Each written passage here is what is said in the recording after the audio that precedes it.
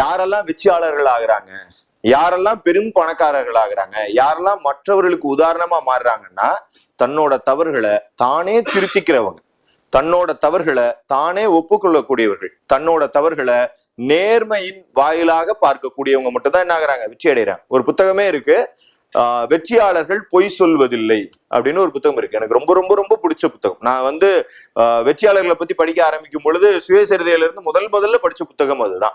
ஒரு அமெரிக்கால இருக்கக்கூடிய ஒரு பெரிய ஒரு பிசினஸ்மேன்னாலே பொய் சொல்லியோ இல்ல மக்களுக்கு மேனிபுலேட் பண்ணியோ தான் பிசினஸ்ல ஜெயிக்கணும் அப்படின்னு இருந்ததை மாத்தி உண்மை சொல்லியே என்ன பண்ண முடியும், நம்மளால வெற்றி அடைய முடியும்னு ஒரு பிசினஸ் மாடலை உருவாக்குனவரு அமெரிக்கன் பிரசிடென்டா இருந்த ஒருத்தருக்கு அவர் அட்வைசரா இருந்தாரு. அவர் சக்சஸ்ஃபுல்லான இருந்ததுக்கான காரணம் தன்னோட அட்வைசர்னு அந்த அமெரிக்கன் பிரசிடென்ட் என்ன பண்ணியிருக்காரு, ஒரு பெரிய ஒரு ஃப்ளோர்ல பேசியிருக்காரு கான்ஃபரன்ஸ்ல. உங்கள் வெற்றி உங்களை ஒரு பிரசிடென்ட்டோட அட்வைசர் லெவலுக்கு எடுத்துட்டு போகணுமே தவிர இன்னும் ₹1 நீங்க உங்களோட நேரத்தை மதிப்பிட்டீங்கன்னு சொன்னா அந்த நேரம் என்னவாதான் எடுத்துட்டு போவோம், உங்களை ஆட்டோக்கார்ட்ட ₹10 பேரம் பேசுற இடத்துக்கு தான் என்ன பண்ணுவோம், எடுத்துட்டு போவோம். பாத்துருக்கீங்களா? ஆட்டோக்காரர் எவ்வளவு பேரம் பேசுவார், மிஞ்சி போனா எவ்வளவு பேரம் பேசுவார் உங்ககிட்ட, எவ்வளவு கேட்பாரு, ₹10. வேற ₹20 கேட்பாரு. என்ன பண்ணுவார், ₹50 கேட்கிறாங்க, ஓகேவா? ₹500 பேரம் பேசினா கூட நான் மனசாட்சி ஒத்துக்குவேன். இப்ப அவர் ₹500 என்ன பண்ணாரு, பேரம் பேசினார். ஆனா அது ₹10 ₹50 அவங்க பேரம் பேசுறதுக்கு காரணம் என்னன்னா மைண்ட் செட் என்ன ஆயிருது, அவங்களுக்கு சுருங்கிடுது. நான் இப்ப நிறைய இந்த ஓலா ஆட்டோல நம்ம டிராவல் பண்ற யூபர் இது இல்லாம பேசும்போதே என்ன அப்படின்னா 2 விதமான ஆட்டோக்காரர்கள் நான் சந்திச்சுக்கிட்டே இருக்கேன். காரணம் என்னன்னா, நான் ஆட்டோல ஏறி உட்காந்துன்னா பேசாமல் அப்படியே உருன்னு உட்காந்துட்டு பாட்டு கேட்டுலாம் போக மாட்டேன். நேரம் என்ன பண்ண அவர்கிட்ட பேச ஆரம்பிச்சிருவேன். எடுத்தோன்னே கேள்வி எப்படின்னா லைஃப் போயிட்டு இருக்குன்னு கேட்டேன்னு ஓலா வந்ததுக்கு அப்புறம் மாறி இருக்கான்னா 2 பதில் தான் வந்திருக்கு. இது வரைக்கும் வேற எந்த பதிலும் வரல சார். நேர்மையா இருக்கவங்களுக்கு எது வந்தாலும் அதுல திருப்தி ஆயிக்கிறாங்க சார். ஆசைப்படுறவங்களுக்கு இது எதுவுமே பத்தாது sir. So first of all இந்த ட்ரைனிங்கை ரொம்ப எக்ஸலண்டாக கொண்டு போற நந்தகுமார் சாருக்கு மனமார்ந்த வாழ்த்துக்கள். நீங்க நினைக்கலாம் சில விஷயம் நாங்க கொடுக்கறதுன்னு, நாங்க இன்டிமேட் பண்ணி கொடுக்கறதுன்னு, ஆனா கொடுக்கறது கிடையாது. அவரு எங்க மண்டக்குள்ள என்ன இருக்குங்கிறத தெளிவா புரிஞ்சுக்கிட்டு அதுக்காண்டி ஒர்க் அவுட் பண்ணி கொண்டு வர்றதுதான். சில விஷயம் தான் கொடுப்போம் சார். 75% அவரோட தாட் ப்ராசஸ் தெளிவா நிறுவனம் என்ன எதிர்பார்க்குது, நிறுவனத்துல என்ன எதிர்பார்க்காங்க, எதை நோக்கி போகணும் அப்படிங்கிறத தெளிவா மனிதர் மூலக்குள்ள என்ன இருக்கு, இதுதான் தேவை நிறுவனத்துக்குன்னு தெளிவா அதுக்கு அவுட்கமிங் பண்ணி தான் இப்ப நடந்துகிட்டு இருக்கு. அதனாலதான் இப்ப நடக்கிறது எல்லாமே அதனாலதான் அடுத்த ரிசல்ட் வந்துகிட்டு இருக்கு.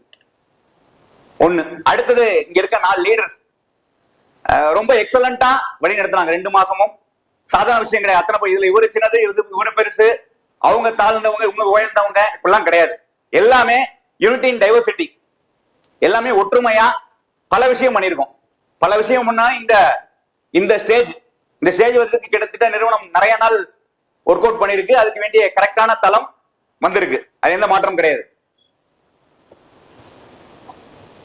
இப்ப லாஸ்ட்ல இருந்து வரலாம், சார் எடுத்ததுல இருந்து, இந்த வடிவேல் இதுல இருந்து. சோ ஆரம்பத்துல சொன்னப்போ வச்சுங்க, இது ஒட்டுமொத்தமா நான் பாக்குறது பாத்தீங்கன்னா லீடர்ஷிப் குவாலிட்டி. லீடர்ஷிப் குவாலிட்டிங்கிறது தான் ஒரு ஆள் யார், காமராஜர் ஏன் லீடரா இருந்தாரு, ஏன் கலைஞர் லீடரா இருந்தாரு, யார வேணா அந்த லீடர்ஷிப் குவாலிட்டி இருந்தால்தான் வெளில நிக்க முடியும். இப்ப 2 கட்சி இருக்கு சென்ட்ரல் ஆழ்ந்துகிட்டு, பிஜேபியும் 2 கட்சி. ஒரு கட்சி லீடர்ஷிப் குவாலிட்டி இல்லாதனாலதான் அந்த கட்சி 2 வருஷமா 2 பீரியடா வரல. ஆனா இந்த வாட்டி கட்சியை பத்தி இந்த வாட்டி அவங்களோட பாலிசி ரொம்ப அருமையா இருந்துச்சு. ரிசல்ட் வந்த பார்த்தா தெரியும். லீடர்ஷிப் குவாலிட்டி ரொம்ப முக்கியம். இந்த மீட்டிங்கோட நோக்கமே ஒவ்வொரு ஆளும் லீடர்ஷிப் குவாலிட்டி இண்டிவிஜுவலா டெவலப் பண்ணணும், டீம் ஹேண்ட்லிங் ஒவ்வொரு ஆளும் கொண்டு வரணும், அங்க இருக்கிற சேலஞ்சை ஃபேஸ் பண்ணணும். அதுக்காக தான் இந்த மீட்டிங். இந்த உங்களுக்குள்ள டீம் 20 பேர் 30 பேர் கொண்ட குழுவெல்லாம் கொடுத்தது at the end of the day output தான். இங்க சீட்டு, ஃப்ரண்ட் சீட், இந்த சீட்டுக்கு இப்ப சார் சொன்னாலும் இந்த சீட்டுக்கு நிறைய பேர் போட்டி போட்டோம். நாங்க பாக்குறது ஆயுத பூஜையில 1ல இருந்து 10க்குள்ள இருக்க சீட்டு தான். சரி சார். சோ இப்ப ஸ்ட்ரைட்டா விஷயத்துக்கு வருவோம். சார் நிறைய ஹைப் கொடுத்துறாரு, நீங்க நம்ம ஒண்ணுமே ரெடி பண்ணல. ரைட், எப்பயுமே ரெடி பண்றது இல்ல, வரப்ப பேசுறதுதான். சோ என்ன விஷயம் அப்படின்னா வந்துட்டு ஒரு முக்கியமான விஷயத்த சொல்லணும் அப்படின்னா வந்துட்டு 2 விஷயம் எடுத்துக்கலாம். ஒரு விஷயம் என்னதுன்னா, ஒரு ஆள் ரொம்ப நம்பி ஆகணும். ஒரு ஆளை யார் நம்பணும், நம்மள நம்பணும். இது கம்மியா இருக்கு, சீரியஸா சொல்றேன். இது ரொம்ப கம்மியா இருக்கு. நான் ஏன் அப்படி சொல்றேன் அப்படின்னா வந்துட்டு இது ஒரு சில பேர் ரொம்ப கம்மியா இருக்கு, ஒரு சில பேர் ரொம்ப ஜாஸ்தியா இருக்கு. ஜாஸ்தியா இருக்கு அப்புறம் பேசுவோம். ஃபர்ஸ்ட் கம்மியா இருக்கு. உங்களுக்கு என்ன ப்ராப்ளம் அப்படின்னா, இப்ப இங்க பிளாட் இவ்வளவு பேர் பண்ற சொல்லணும், நமக்கு சொல்றது நம்ம சொன்னா பண்ணிடுவோமா? நம்ம தான் பண்ணவே மாட்டோம், நம்ம ஏன் சொல்லணும்? அப்ப யார் மேல யாருக்கு நம்பிக்கை இல்ல? சார் ஒண்ணு புரிஞ்சவங்க, நம்ம தணிக்கையில இங்க இருக்கோம்னா நாங்க எல்லாரும் உங்களை நம்புறோம், நீங்க உங்களை நம்புறீங்கிறது பெரிய கேள்வி. சீரியஸா நான் எப்பயுமே மீட்டிங்ல சொல்ல வந்துட்டு தணிகை ஆரம்பிச்சதுல இருந்து அதான் வந்துட்டு பழைய ஆபீஸ்ல இருந்து பிரிஞ்சு வந்தப்ப கூட நாங்க எப்பயுமே நம்பர் ஒன்னு நினைச்சிருக்கோம். அப்ப நாங்க நம்பர் ஒன்னு இல்ல, ஆனா நாங்க நினைச்சுக்கிட்டு நம்பர் ஒன்னு தான். அது வந்து பெரிய ஒரு விஷயம். அதுக்கு வந்து அப்பாவோட உழைப்புலாம் பெரிய காரணமா இருந்தா கூட எப்பயுமே வந்துட்டு எங்களுக்கு வந்து என்ன எப்பயுமே வந்து நம்ம நம்பர் ஒன் கம்பெனிங்கிற எண்ணம் மட்டும் தான் எங்களுக்குள்ள இருக்கும். சோ நம்ம நம்பர் ஒன்னுங்கிற எண்ணம் நமக்குள்ள இருக்காங்கிறது பெரிய கேள்வி. அடுத்தவங்க நம்ம நம்பர் ஒன் நினைக்கலங்கிறது வேற, நம்ம ஃபர்ஸ்ட் நம்ம நம்பர் ஒன் மென்டாலிட்டியில இருக்குமாங்கிறது அது பெரிய மேட்ரு. ஆக்சுவலா பெரிய மேட்ரு. அதாவது இப்ப நீங்க ஒரு வாட்டி ஃபர்ஸ்ட் ரேங்க் வாங்கி அடுத்த வாட்டி என்ன பண்ணுவீங்க? ஃபர்ஸ்ட் ரேங்க் வாங்கின பையன் என்னென்ன பண்ணணும் அதெல்லாம் பண்ணுவோம், அதுக்குரிய முயற்சியில ஈடுபடவும் மாட்டோமா? சோ அந்த நம்பிக்கை நமக்கு ஃபர்ஸ்ட் இருக்கா? நீங்க ஃபர்ஸ்ட் உங்களை நம்புறீங்களா? நீங்க டாப் 5 குள்ள வரதுக்கு நீங்க எலிஜிபிள் நீங்க நினைக்கிறீங்களா? நம்பர் 1 மார்க்கெட் ஆறதுக்கு எலிஜிபிள் நீங்க நினைக்கிறீங்களா? ஒரு மாசத்துல நீங்க தான் டாப் பெர்ஃபார்மர் அவார்டு வாங்குறதுக்கு நீங்க ரெடியா இருக்கீங்கன்னு நீங்க நம்புறீங்களாங்கிறது பெரிய கேள்வி. சோ இது உங்க சாதாரண நான் தான் நம்புறேன் அப்படி கிடையாது, நீங்க ஆழமா நம்புறீங்களாங்கிறது விஷயம் இருக்குது. சோ வந்துட்டு ஃபர்ஸ்ட் நீங்க உங்களை நம்புறீங்கன்னா சூப்பர், பாராட்டிக்கலாம். நம்பாட்டி வந்துட்டு என்ன சார் பண்ணும்? ஃபர்ஸ்ட் நம்மள யாரும் எதுவுமே பண்ண முடியாது. இப்ப இங்க இருந்து இருக்கீங்க, இங்க இருந்து எங்கேயோ போகணும்னு முடிவு பண்றீங்க, நீங்க போகணும் முடிவு எடுத்து நீங்க போக முடியும் நம்பினா மட்டும்தான் உங்களால போக முடியும், இல்லாட்டி போகும். சோ சிம்பிளா சார், ஃபர்ஸ்ட் நம்மள முழுசா நம்புறோமா பாத்துக்கோங்க. சோ இப்ப நம்புறவங்க கிட்ட வர சோ சில பேருக்கு என்னதுன்னா 40 பிளாட் 50 பிளாட் என்ன இங்கதானே சொல்றோம். ஒண்ணு இதுல 2 விதம் இருக்கு. என்னதுன்னா சும்மா கேக்குறாங்கன்னு சொல்லுவாங்க, சில பேருக்கு அந்த நம்பிக்கை அப்ப மட்டும் இருக்கு, அந்த உத்வேகத்துல ஒரு நம்பிக்கை. அதாவது அசோக் சூப்பரா சொல்லுவாரு, என்ன கோடி சோடா உற்சாகம், கோடி சோடா குடிக்கும் போது ஒரு தெம்பு இருக்கும் பாருங்க, அப்படி இருக்கும். அதுக்கப்புறம் அது மீடியா வெளில போகும்போது கீழே போகும்போது சார் ஒரு விஷயம் நீங்க வாயில சொல்லுங்க வாக்கா இருக்கு, நீங்க சொல்லிட்டீங்கன்னா அது என்ன சார் இருக்கணும்? அது வாக்கு உறுதியா இருக்கணும். சும்மா இங்க கேக்குறாங்க இங்க சொல்றோம் அப்புறம் போய் நம்ம பண்ண முடியல பரவாயில்ல எல்லா போட்டியும் அடைச்சு ஃபர்ஸ்ட் இருந்து பரோட்டா சாப்பிடணும்னு இருக்க கூடாது. Commitment is commitment.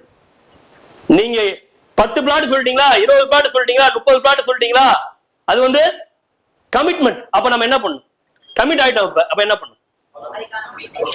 அதுக்குரிய பேக்ரவுண்ட் ஒர்க் பண்ணணும். எல்லாமே இங்க மிஸ்டேக். இங்க வந்துட்டு பாதி பேர் தான் இந்த நம்பிக்கையோட பிரச்சனை, பாக்கி பாதி பேருக்கு என்னதுன்னா கமிட்மெண்ட் கொடுத்துறாங்க, கமிட்மெண்ட்டை அவங்க ஃபுல் ஃபிளெஜ்டா ஹோம்வொர்க் பண்ண மாட்டாங்க. அதுக்கு கமிட்மெண்ட்டுக்கு ஹோம்வொர்க் இருக்குல்ல. இப்ப இன்னைக்கு வந்து இங்க உட்காரோம்னா இதுக்கு முன்னாடி எவ்வளவு பெரிய எஃபர்ட் தெரியுமா இருக்கு? இந்த மீட்டிங்ல இங்க வந்து நம்ம உட்காரோம்னா இதுக்கு பின்னாடி அவ்வளவு பெரிய எஃபர்ட். வியாபாரம் நம்ம தான் பண்ணாது, எந்த வகையான மாற்றம், பெரிய பாராட்டுகள் பெரிய கேட்டுகள் எல்லாத்துக்கும். ஆனா வந்துட்டு ஒரு நிகழ்வு நடக்குதுன்னா அதுக்கு பின்னாடி அவ்வளவு எஃபர்ட் இருக்குங்கிற சொல்லுவேன். ஒரு சைட் ரெடி பண்றதா இருக்கட்டும், இல்ல புக்கிங் பின்னாடி எவ்வளவு எஃபர்ட் இருக்கு. சோ அதுக்குரிய ஹோம்வொர்க் பண்றோமா? அந்த 5 பிளாட் 10 பிளாட் வருதுன்னா அதுக்குரிய ஹோம்வொர்க் நம்ம ஏற்கனவே பண்ணிட்டோமாங்கிறது பெரிய விஷயம். சோ அதுக்கு பின்னாடி நம்ம அதை ஒர்க் அவுட் பண்ணணும். பெருசு என்னன்னா நம்ம சில நெருக்கடி சொல்ல நாங்களும் உங்கள்கிட்ட சொல்லுவோம், லேண்ட் ஓனருக்கு செட்டில் பண்ணணும், பாதி பணத்தை இல்லை எப்படியோ கொடுங்க, ரிஜிஸ்ட்ரேஷன் பண்ணி மார்க்கேஜ் பண்ணிடுவோம். மார்க்கேஜ் பண்ணோம்னா இன்னும் ராஜாவாய் ஆயிருந்தீங்க. எங்க போகுது? மார்க்கேஜே பண்ணியாச்சு, அந்த பணம் வந்து பேங்க்ல இருக்கிறாங்கன்னா எங்க எப்ப பேங்க்லயே இல்லை, அந்த பணம் சுத்தமா கடன்ல இருக்குன்னு அர்த்தம். அதை வந்து நான் எல்லா மீட்டிங்லையும் உங்கள்கிட்ட சொல்றது என்னன்னா, நம்மளுடைய நவீனமான உலகத்துல எதுவா இருந்து என்ன மோட்டிவேஷன் என்ன கொடுத்தா கூட அடிப்படை நமக்கு என்ன, பிளாட்டை புக் பண்ணணும். ரெண்டாவது என்ன பண்ணணும்?